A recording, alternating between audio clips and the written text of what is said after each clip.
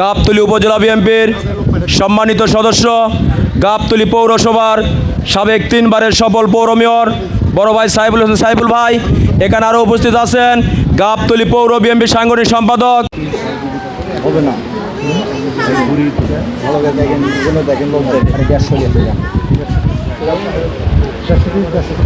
তাদের প্রতি আমাদের সহমর্মিতা সবার পক্ষ থেকে জানে আমি আমার আজকের এই কথা শেষ করছি।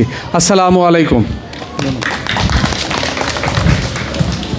কিন্তু আমাদের মেয়র সাহেব একটা জিনিসই চিন্তা করছেন, সেটা হচ্ছে যে এই ছেলেদের শুধু লেখাপড়া শেখালেই হবে না, তাদেরকে পাশাপাশি কর্মদক্ষতা করে নিতে হবে।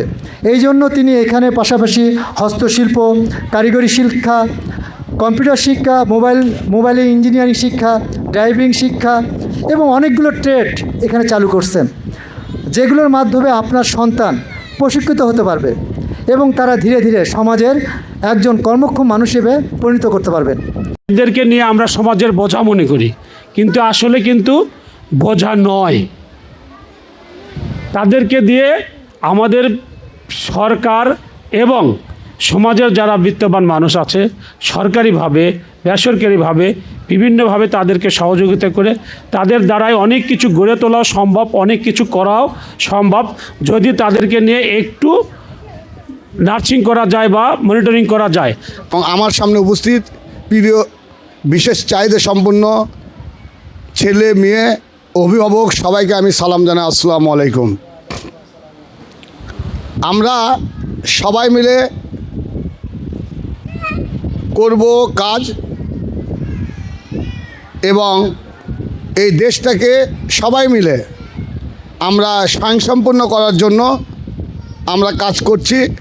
এটি নির্দেশনা দিয়েছে গাবতলীর কৃতি সন্তান এবং বাংলাদেশের প্রথম রাষ্ট্রপতি, স্বাধীনতার ঘোষক শহীদ রাষ্ট্রপতি জিয়াউর রহমান এবং বাংলাদেশের প্রথম নারী প্রধানমন্ত্রী আপসের নেত্রী দেশনেত্রী বেগম খালেদা জিয়ার জ্যেষ্ঠ পুত্র মাননীয় প্রধানমন্ত্রী জনাব তারেক রহমান আমাদেরকে আহ্বান করেছেন।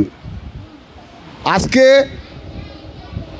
বিশেষ চাহিদা সম্পন্ন বাচ্চারা পরিবারের বা সমাজের বোঝা না, এইটি নিয়ে আমাদের মাননীয় প্রধানমন্ত্রী উনি কাজ করছে, তাকে আমরা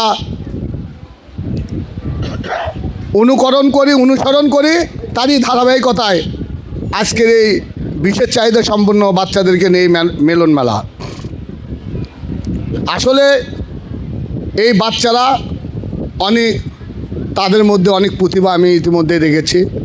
এখানে অনেক বাচ্চা আছে যে সুন্দর করে তারা গান গাইতে পারে, সুন্দর কোরআন তেলাওয়াত করতে পারে, সুন্দর কবিতা আবৃত্তি করতে পারে এবং অনেকেই হাতের কাজ জানে।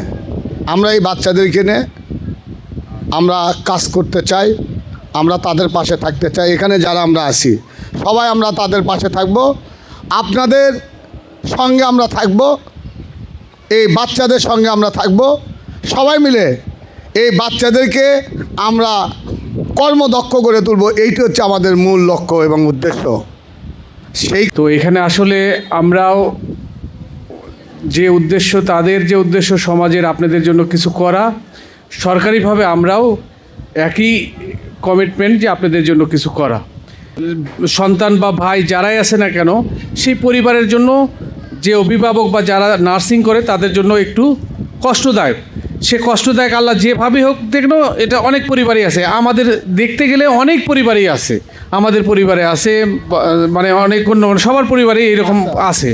তো এটা অবহেলার কিছু না, এটা লুকানোর কিছু না।